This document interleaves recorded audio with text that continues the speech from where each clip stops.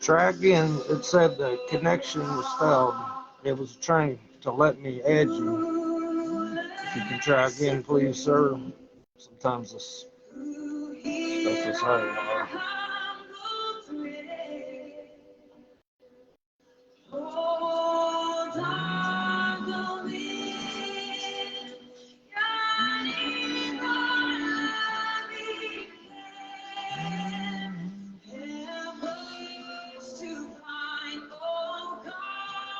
Keep saying technical issues.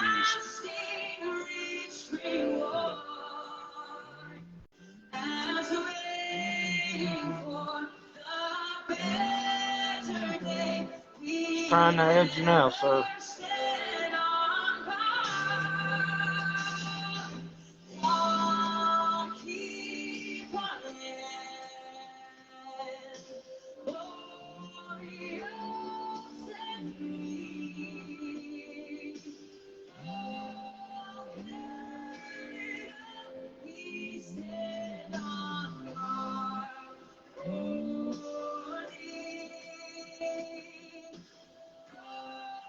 By God, ladies and gentlemen, is this really happening?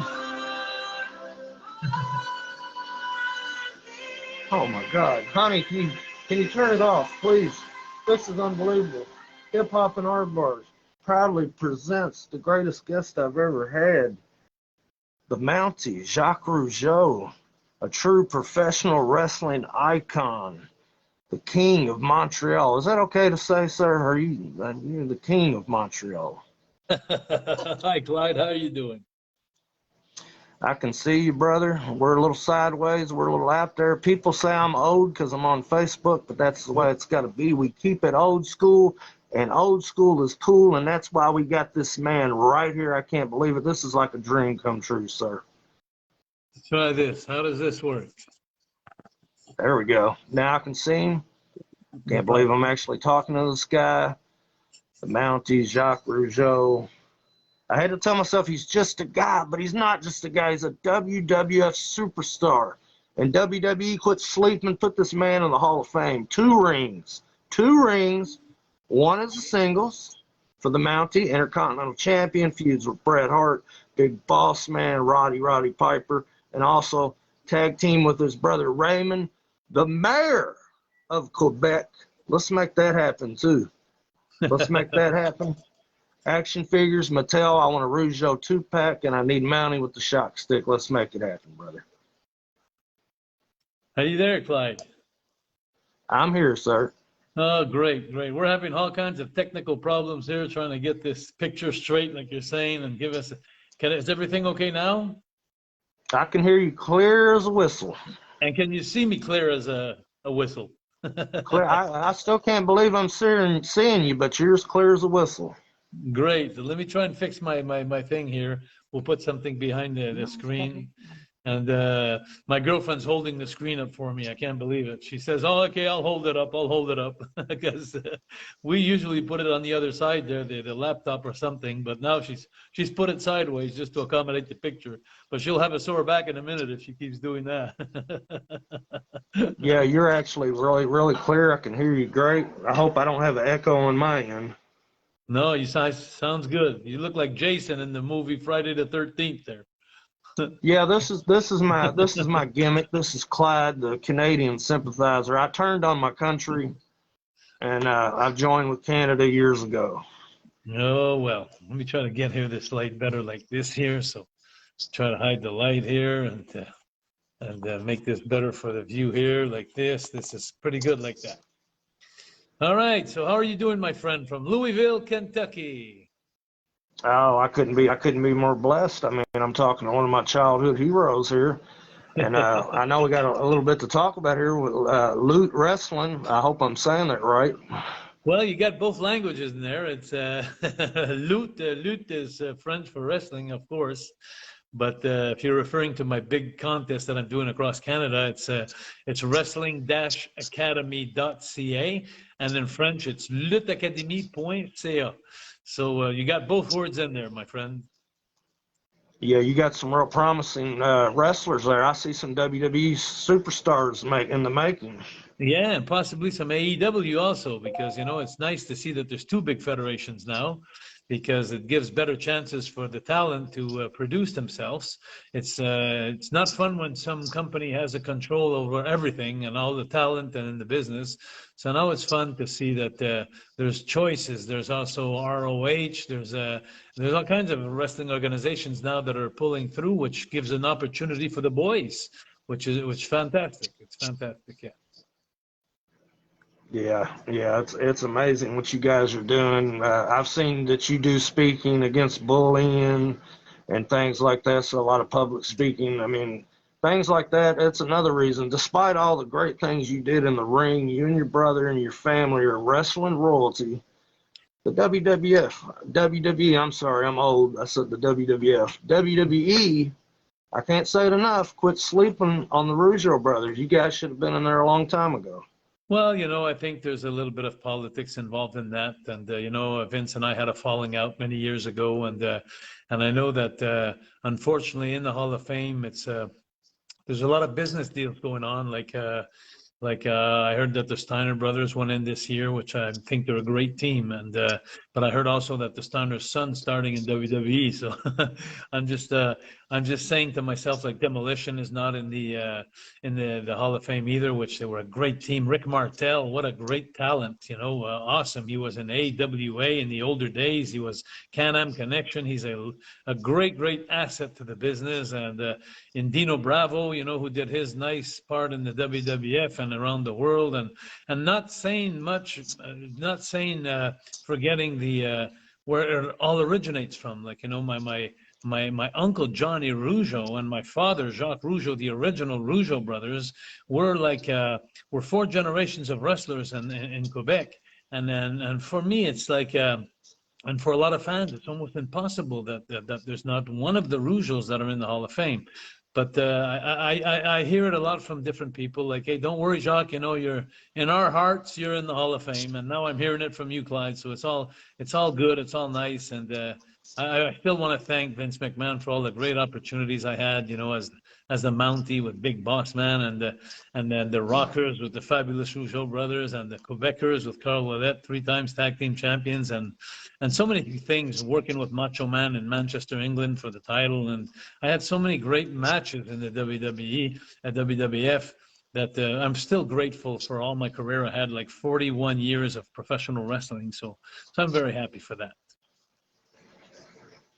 Yeah, they got to get you in there.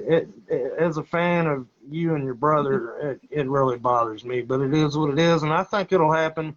I've got a petition also. Anybody out there sees it, it'd be nice to sign it. It's to help the Mountie and the Rougeaus to get what they deserve. Their flowers. These guys did the work. They were professionals, and they were great wrestlers. They were really fun to watch and ahead of their time. I always think, Clyde, that, I always said this to everybody in wrestling, wrestling is like movies, and to create a great Batman, well, you need a great Joker. And and all these talent that we manage, like I worked 4 years with the Hart Foundation. I worked in singles with Brett. I work with all these talent, the Bushwhackers, all the guys that are in the Hall of Fame. They needed someone to make them look good. And we were there for that, and I think we did a great job. We entertained the whole world of wrestling in the WWF for 10 years. And, like, having people on their feet, people like cheering like crazy and really entertaining themselves. But it takes two to tangle, it takes two to dance. And I even think I could go even further than that. I sometimes think of the Brooklyn Brawler, Steve Lombardi. I think of Paul Roma and what was his partner's name of Paul Roma too. There was a lot of guys underneath that made those guys actually, the middle guys and the top guys. But those guys, if they weren't there wouldn't be no middle guys and there wouldn't be no top guys.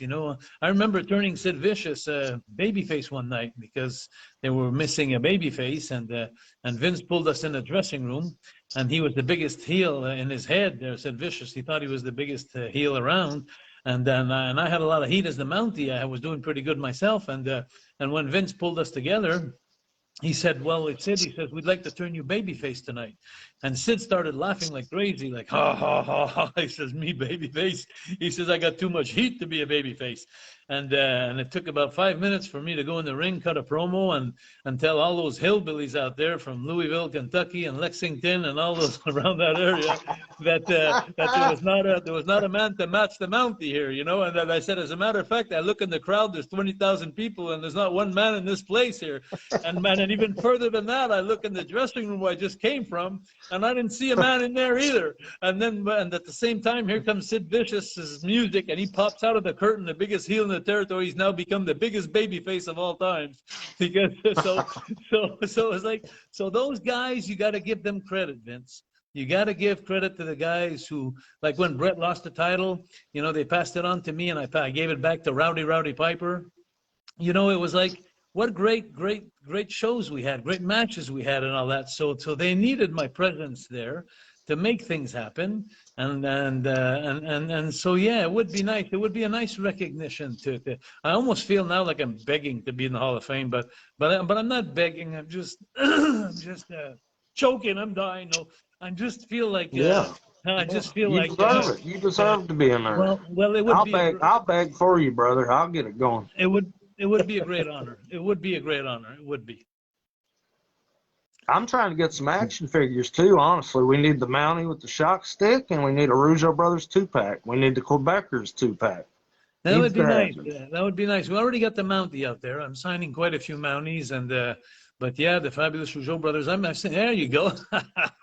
Yeah, you've seen that one. I got a couple out there, which is fun, which is nice. What a great run I had with Big Boss Man and that Mountie character. But yeah, that's all good and said. But there's a guy here. There's a guy called Greg Gagne. I don't know if you know him. He's from Minneapolis. And there was Burns' son. Exactly.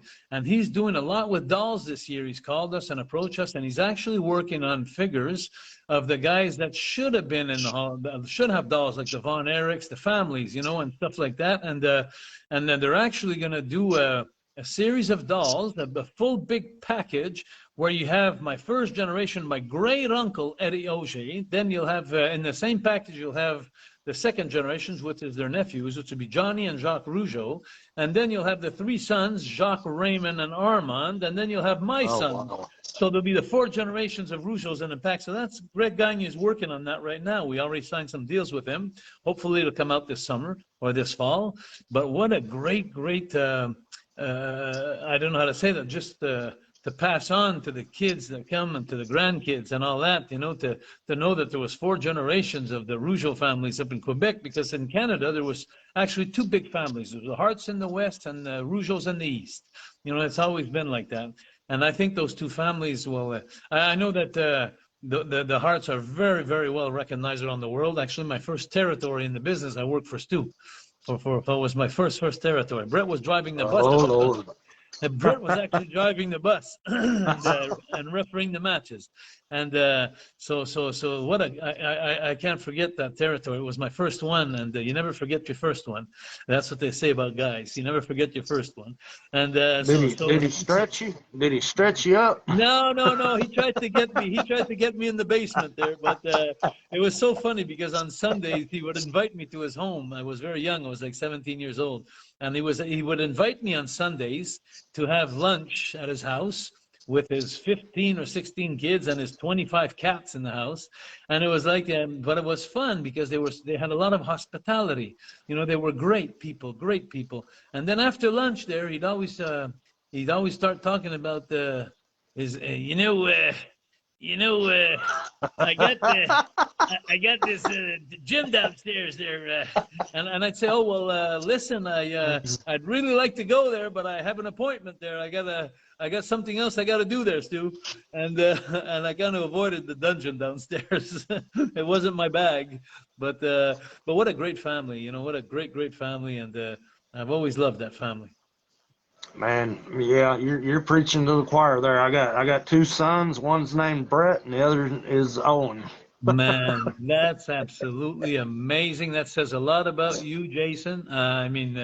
Clyde. I'm looking at your Yeah. master. Sorry, but it says it says a lot about you, my friend, because two great individuals. Brett, I spend a lot of time through my career with him, and what a great guy. And Owen. I got to tell you, Owen was he was he was the greatest. He was the greatest guy to have in the dressing room too. He was a guy that I don't think there's not one wrestler that didn't like Owen Hart. He was a funny guy. He was the funniest guy that would make everybody laugh without doing intimidation or bullying. And and a lot of the guys, that was a problem in the business, that to be funny, they had to laugh at somebody. And then Owen Hart was the only guy that would laugh and make us laugh, like, with character and with personality, instead of like for free, just free feelings. And so Owen Hart, so your kids being named Brett and Owen, man, what a great honor for the Hart family. That's absolutely amazing. I'm touched by that, Clyde. I had Teddy Hart send me a message welcoming my son into the world, my son Owen, and Martha sent me a message too, telling me she loved the name. It was a good, strong Welsh name. Wow. That's amazing. Hey, you know what? I'm thinking about this. When I found out that you were from Louisville, Kentucky, I'm saying, Jesus Christ, I'm going back in my career here in like the late '70s, when I was riding the car with Randy Poffo and Angelo Poffo was a father. He was still wrestling then, and we were working for Nick Goulas out of Nashville, and we were driving to Lexington, to Louisville, to Memphis, to Tupelo, Mississippi. No, wouldn't go that far. We'd go Chattanooga. We'd go to, anyway, we're doing the loop there, and we'd be working like 7 days a week there out of Nashville. And I did all those towns in your town there. The Louisville Garden, it was called, the Louisville Garden. And man, I had some souvenirs there with so many guys that I'm thinking of. I'm thinking of a guy, I don't know if you remember Gypsy Joe. You remember him? Yeah, I do, actually. He was a tough guy. He worked for my dad there, and I remember it wasn't the love of everybody, but George Goulas, Nick's son, because he wasn't a bad guy. I don't think he was a bad guy. I just think he was the promoter's son. So when you're the promoter's son, you beat everybody, you win all the time, and then also guys are jealous, and guys they don't understand little resentment starts. But I do because my father, I was like that too, the Rougeaus. I was winning all the time up in Quebec, and a lot of people didn't like me for that because I didn't deserve it, which they were right at the time. I didn't have the experience the guys had, so you pick up some heat with that. But I'm thinking the best guy that I liked, I'm going back in time there, Bobby Eaton. Remember Bobby Eaton? Beautiful Bobby Eaton. Rest in peace, brother. Man, he was another Owen Hart. He was another Owen Hart. Yep. He was the sweetest person, man. He'd come around you, and every time you talked to Bobby Eaton, he'd make you feel like you were important. He was a sweetheart, you're right. Yeah, he was. And Coco Beware, that's when I met him too. And I met Coco Beware there, and I met a lot of guys in Nashville. I'm trying to think. The Birdman. Yeah. The Birdman and Frankie. Yeah, they called him Stagger Lee. I think he was called Stagger Lee for a little while in Memphis. Jesus Christ. And what was his other name? There was another name, too, that he wrestled on. I saw a few tapes the other day. Someone sold me an old tape of Memphis, Tennessee, when I was working for Lawler and Dundee. And Jeff. I remember Stagger Lee. He might have had a different name. What was his name in that match that I remember? It wasn't Coco Beware. It was Jesus Christ. Anyway, so maybe it'll come back as we speak. But I was working for Double J's dad there. Nick, what was it? Mr. Jarrett. What was his name? It was Jerry Jarrett. That was the father, right? Jerry Jarrett. Yeah. Yeah. Jerry and then his Jeff. son was Double J later on. Yeah. But he was nice too, Mr. Jarrett. He had that golden boy look there, like from California, the blonde hair, but nice promoter. Tennessee Stud. Oh man, when you say Tennessee Stud, I can't help to think about Ron Fuller, and And the Fullers, Yeah. Robert Fuller, what a great man. I think the greatest guy that I've met in the business that helped me in those areas was the Fullers is Robert. Robert took me under his wing there, and like Ron was booking for 6 months the territory, and then Robert would become the booker for 6 months, and they switched like that, and they owned the territory. And but when they took hold of the territory of Pensacola in Florida, then that's when I went down and did some serious business with Robert. Robert gave me some opportunities that other promoters would never have the faith that he had in me, having me wrestle main event against Joe LeDuc. And, winning the Southeastern heavyweight title was my first heavyweight championship that I've ever won. And Robert Fuller is a dear friend of mine. I stopped by to see him a couple of years back. He's in Tampa now. And it was like we were together. And we used to run the shows in Dothan, Alabama. And then it was so funny because we do the tapings in the morning, like, around 9 o'clock in the morning. And then we had the show in Dothan that night, like, around 8 o'clock. And when he started involving me in angles and stuff like that, well, it was so funny because we do the angle on TV in the morning.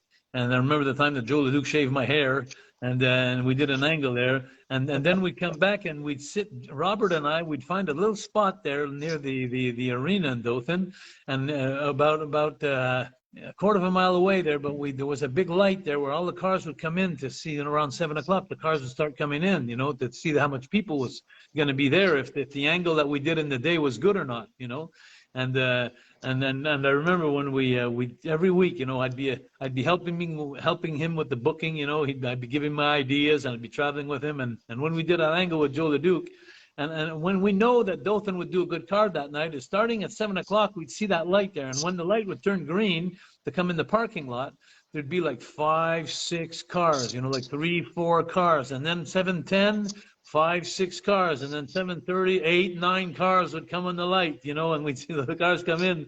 What great souvenirs, And then when we filled out that Dothan, Alabama show with me and Joe, and the night he shaved my hair, and that I took the title from him, the Southeastern title, and then Robert he trusted me.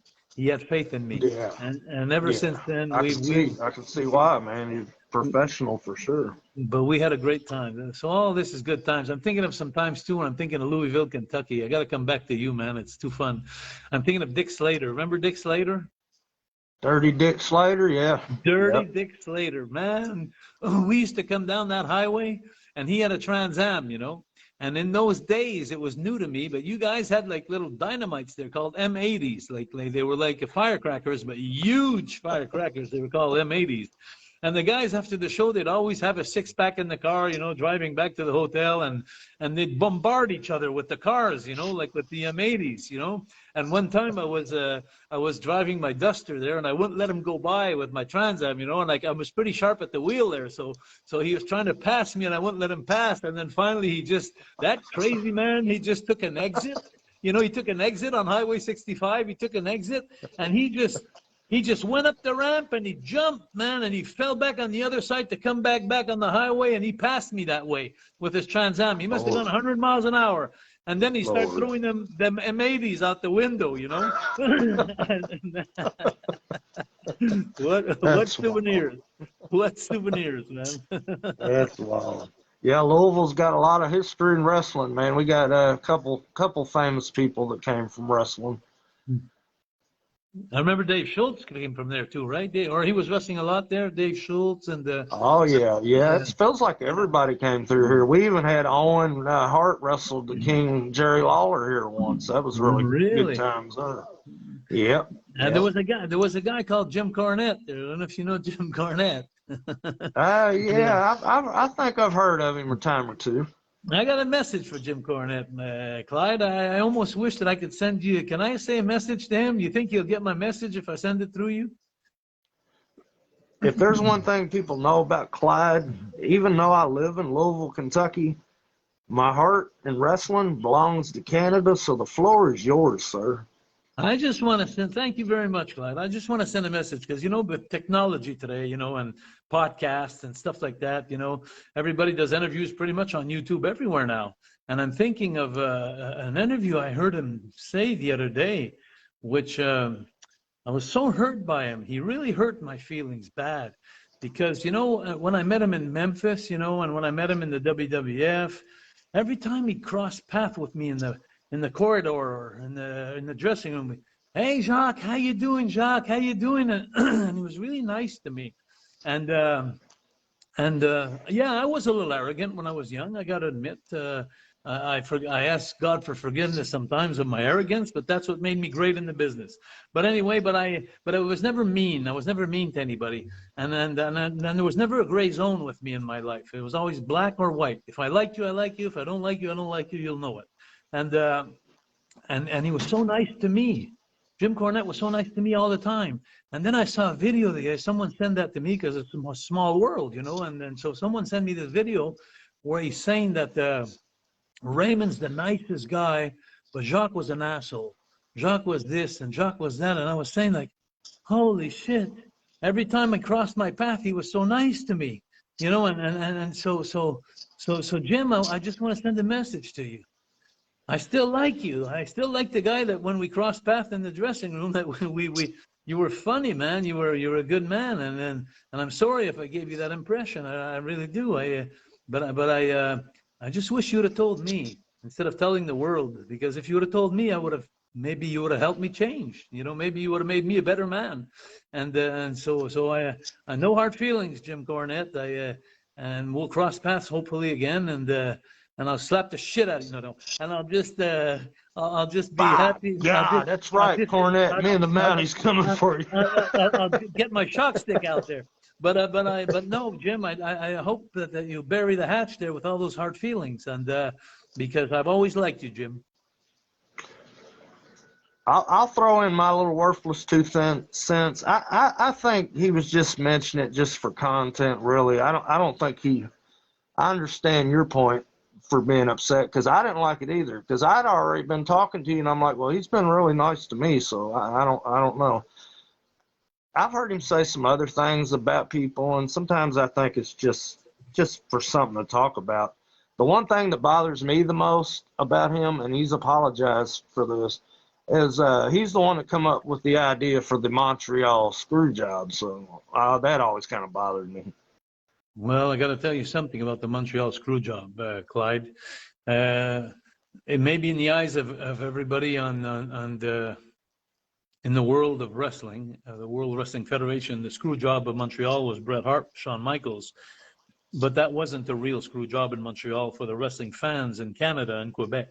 The real screw job was when Raymond and we beat the Hart Foundation for the World Tag Team title. You know, and the Quebec fans were so much behind the Rougeau family. It's amazing how we had support all our career. And we beat them like right in the middle of the Montreal Forum, 20,000 people. And that was on a Monday night. And then on a Wednesday, in the Montreal newspaper, a little ad that maybe 100,000 people saw, but there's 8 million people in Quebec now, but there's 100,000 that saw the little ad that said, well, the Rougeaus were taking the belts away from them because it wasn't the right guy in the ring. So they gave Montreal a little candy, if you'd like to say, the night of the 21,000 people. But then when came the weekend, like for the wrestling on TV, all the Quebecers that didn't see that little ad in the paper, they were watching the WWF on TV, waiting to see the Jacques and Raymond Rougeau represent the world, you know, the Quebec people around the world. And then Bret and Annabelle just came out with the belts talking about another team. And it was like, so people were like, they were so pissed off. And that was the biggest screw job Montreal ever had because we were local, you know. Bret and Shawn, they were 2 guys from different parts, you know, from Canada and the United States. They called it the Montreal screw job, but the real screw job was that. And you know, so it was, but we did our job and we said yes, because Raymond and we were always yes men. Whatever Vince wanted us to do over the years was yes, sir, yes, sir, yes, sir, yes, sir. And maybe that's why at the end I had my falling out with him, because I got pissed off and tired at the end of yes, yes, yes. And there was a big yes thing that I turned into a no, because there was promises that weren't kept. So that's why we had a falling out. And for 30 years, I didn't watch the WWF on TV. 30 years. You believe that, Clyde? They're talking about some guys, like some talent today, you know, and then I had my own business that I built in Montreal, my own wrestling school, but I didn't know any of the talent. The students that were at my school, they were telling me about the some guy, John Cena, some guy this, some guy that. The Rock I knew because I wrestled him before I left. And all the guys like Undertaker and those guys, Hacksaw Jim Duggan, I know those guys because I work with them. But all the guys that came after, like in the late 90s and the 2010, and I don't know any of the guys. The only guy I knew was Kevin Owen because he was one of my students. And I broke him in the business like for the first 4 years of his career. He was at my wrestling school. But then after that, I didn't know any. So now it's fun. It's weird for me because I haven't watched wrestling in 30 years and I go to Comic-Cons now, and I'm invited to Comic-Cons across the country and across the planet. And people are sitting beside me, and I see lines of people with them, and I go like, wow, these guys and these girls seem popular, but I don't know them because I didn't watch wrestling for 30 years because it scarred me too much to watch the product that didn't treat me right, at the end of my run with them. So it was like, so I'm the one who lost out of all that, actually, because I don't know a lot of the guys. And now, just like now, this huge tournament I'm doing, the biggest tournament ever in Canada. It's called Wrestling Academy, and I'm producing this with my girlfriend. It's a homemade thing, and we've been working on this for 9 months, and if anybody wants to go see the website, it's absolutely amazing because it's going to be a reality show where people are going to vote. There'll be judges by the ring, but the judges will vote at 40%. But then there'll be 60% of the votes that everybody around the world, Australia, Italy, everywhere, they'll be able to vote to see who they want to keep going and who they want to get rid of. And so if you go on wrestling-academy.ca, you could follow it. And one of the judges that's going to be there on the 28th of August at the end of this competition is QT Marshall, which is a guy that everybody knows, but I didn't know. And so I'm doing this contest with 40 characters, men and women, and we're eliminating every show we're eliminating and with votes. And at the end, the last four they're going to win $5,000 each, plus they're going to win a 3-month school academy at the Nightmare Factory with QT Marshall. So when I put this together at the beginning, it's just that someone talked to me about this school, the Nightmare Factory, and they told me QT Marshall. I said, QT Marshall? Who's that? Because I haven't watched wrestling in 30 years. So I took a chance. I called him up. And what an amazing thing that happened, Clyde. Amazing. I called him up. I asked him. I introduced him to myself. And before I knew it, he was saying, "How you doing, Mr. Rougeau?" He was talking to me like I was a legend or something, And I was like, wow. Oh, you are. You are a legend to a lot of people, brother. So I said, this is going to help me with my deal here, with what I wanted to ask him. So my deal was, I explained to him that I have 4 winners in August at the end that are going to win $5,000. I'd like to give them a bonus just to go spend 1 day in Atlanta at your school and to be evaluated by you. Like, just to give them the idea of the sense of what it is to be in a professional wrestling school. So he went and he went along and he gave me, he says, yeah, Jacques, he says, I'll take them for a day and that'd be my pleasure. So I was so happy. So I told that to all the Canadian wrestlers from Vancouver all the way to Halifax, from East Coast to West Coast. I told them the good news. And for about 6 months, I'm doing podcasts around the world now about this event coming up. It's starting on the 15th of May in 2 weeks from now, and on a Sunday, 15th of May. So I'm talking about this for 6 months on podcasts, and every time I'm talking about the podcast, I bring up the interview that QT Marshall has, and the one where he says that, yes, we will take the 4 winners from Canada, and we will give them a day. And so as I'm showing this week after week, month after month after month, I didn't realize that there'd be about thousands and thousands of people that would start calling the Nightmare Factory. They're saying, hey, is this true? Is this true? Is this true? And the haters would say, hey, Jacques Rougeau's using your name. Jacques Rougeau's using your school. And he'd always say, no, it's true. It's true. So he had so much publicity out of that. So then he decided to write me back when I talked to him. And he says, hey, Jacques. So I get the message from QT Marshall a couple of months later. And I say, by 5 months later, and then I said, Jacques, I need to speak with you. So I said, okay. So I was all nervous. I was saying, oh, shit, I did something wrong. What did I do wrong? And then when I talked to him, he told me, he says, Jacques, he says, listen, he says, I don't know what you're doing, but he says, my phone here in Atlanta at the Nightmare Factory is red. Like, everybody's calling. You're doing such publicity for my school. So he says, why don't we give your winners 1 week instead of 1 day? And I went like, holy shit. I told my girlfriend, I said, wow, a week, man, that's something else. So I called all the talent across Canada, gave them the news. And then when they got the news, and next thing you know, about the 2 months and a half ago, I get a video. I asked him to do a new video just for the fun of it, to refresh everybody's mind, because there was a couple of haters that were denying it, you know, in the media, social media. So I asked him to just say, hey, you know, tell them it's true that it's happening, you know. And then so we send the video, and if you go on the video, if you go on wrestling-academy.ca, you will see QT Marshall's video where he's saying that he's going to give the 4 winners, not only he's going to give the 4 winners the prize. He's going to be a judge in Montreal. He's going to come for the last show.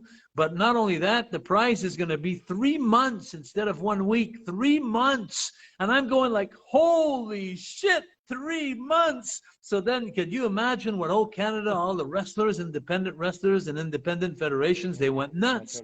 So it's just amazing, this project. It's starting in 2 weeks. So anybody who wants to join in this wave, go on wrestling-academy.ca, subscribe, and within a couple of days, within a week, I think from now, you'll be able to go and start voting already, even before the matches. So you could go on the website and check all the talent out, but most importantly for the old farts like us, you know, yeah, I got to tell you something, there's a lot of old timers from my time in the 80s and 90s that gave some words of encouragement. Like Undertaker, Bret Hart, Coco Beware, $1 Million Man. You'll see a bunch of them, and they're all Ricky the Dragon Steamboat. It goes on and on the list. Lanny Poffo. It just goes on and on. Just go see on the website, and they're all wishing me good luck, and they're wishing good luck to all the Canadian female and male wrestlers in this competition. So it's just absolutely amazing what's happening, Clyde, for me, and I'm thank you for giving me the opportunity to mention this. The lovers of wrestling, who, because you know, there's 2 things that you have to understand, Clyde, in this business. A lot of wrestlers could have made it, but there's 2 things that make it happen for a wrestler in professional wrestling. The first one is not only what you could do, but it's who you know. Because sometimes it's the nephew of a guy or a cousin of a guy or a friend of a guy that makes it into the business. And the other thing that makes it happen is being at the right place at the right time. And this competition that I'm offering through Canada is bringing them both opportunities. They're going to go to QT Marshall for 3 months. I'm having a little trouble with my audio. Can you try to turn yours up a little bit? My audio's down a little. The volume. Oh, so sorry about that. I hope you didn't miss everything I just told you. But let me see if the sound there. Faudra monter le volume un peu. Monter donc le volume. Je tiens. Yeah, I don't understand what's doing that. Let's see here. I'm trying to get it where I can hear you better. I'm full. I'm full here. So anyway, can you hear me now? Can you hear me? Yeah, I'm trying to connect you. Somebody tried to call in and knocked my sound out a little bit. Oh, we well, get real bad storms in Kentucky sometimes. That's probably Jim Cornette. It's probably Jim Cornette.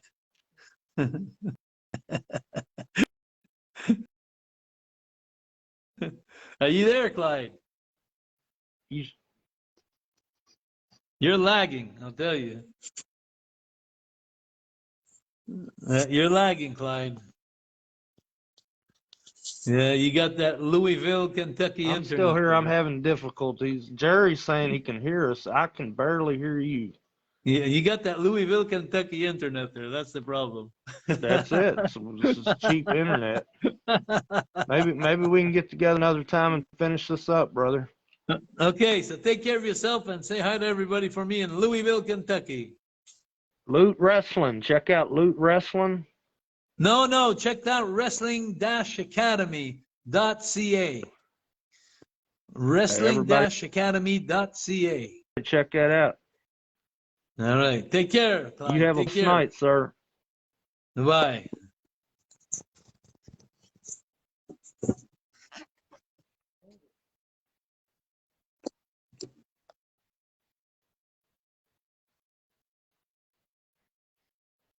So you can do the other half with him? I'm trying to get it to work here.